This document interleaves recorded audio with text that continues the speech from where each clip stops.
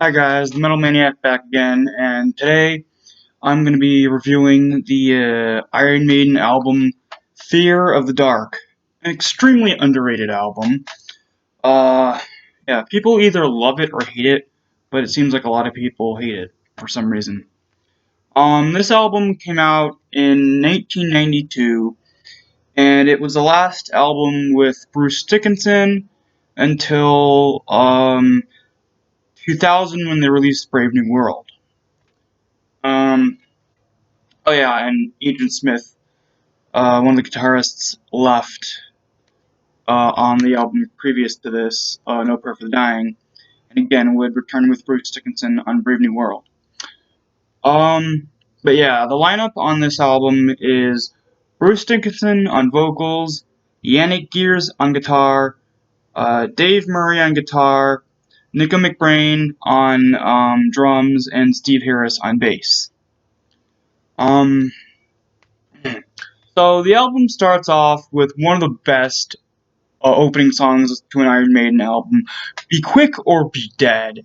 Bruce Dickinson has this really sort of raspy vocal style, kind of like he did on a lot of songs on No Prayer for the Dying.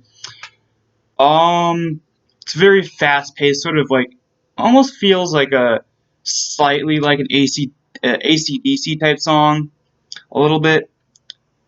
But yeah, it's a really good opener.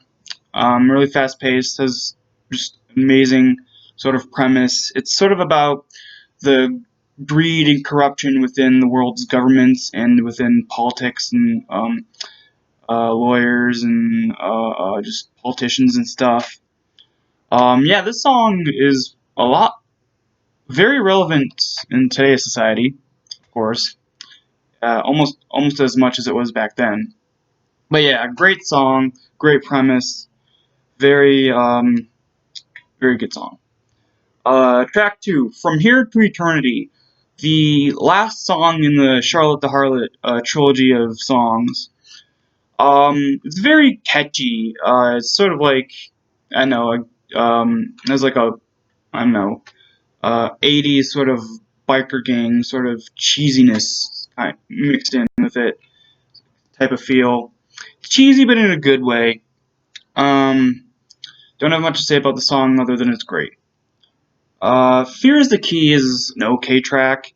It's this song was, I guess, made shortly after Freddie Mercury passed away, and interestingly, Bruce Dickinson was a very good friend of Freddie Mercury's.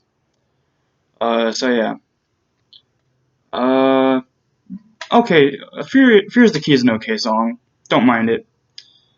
Childhood End is another one that's sort of okay. It's a song that I'll play once in a while, but yeah, I don't mind it. Wasting Love, everyone loves this song, and I don't know why. It's just not that good. It's sort of not too long, but it feels long in a bad way. Like, it feels like, ugh, when is this song gonna be over? Yeah, not a good song. The Fugitive is, again, not such a good song. The middle of this album kind of sucks. Yeah. Chains of Misery. Okay, here we go. This is a cheesy but fun song. It's like, I don't know, it's cheesy and fun. Really catchy. Chorus repeats, but like with some other stuff I've reviewed, done really well.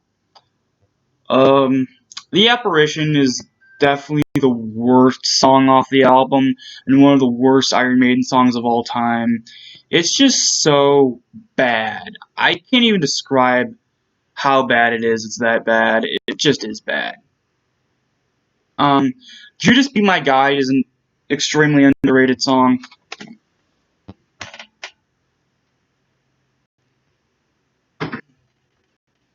Yeah, so Just Be My Guide is an extremely underrated song, very looked over.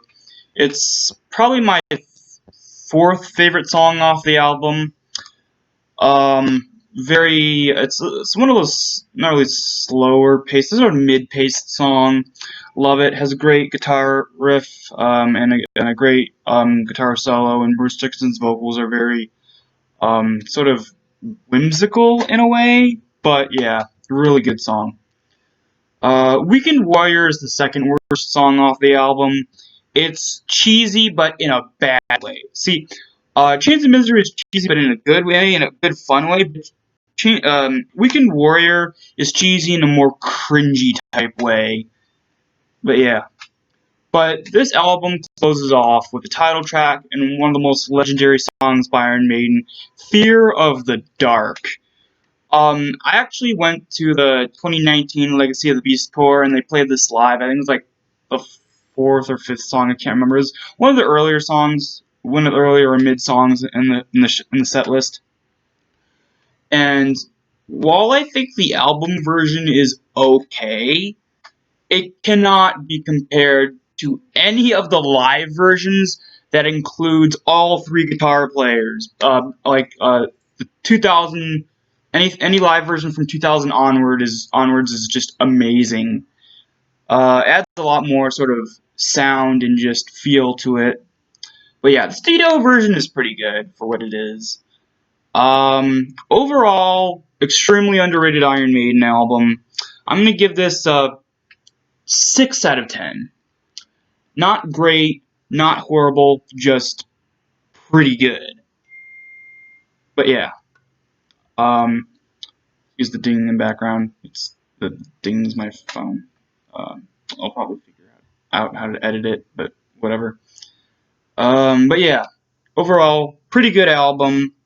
Extremely underrated. I recommend you check this out. That's it for this video, and I'll see you in the next one.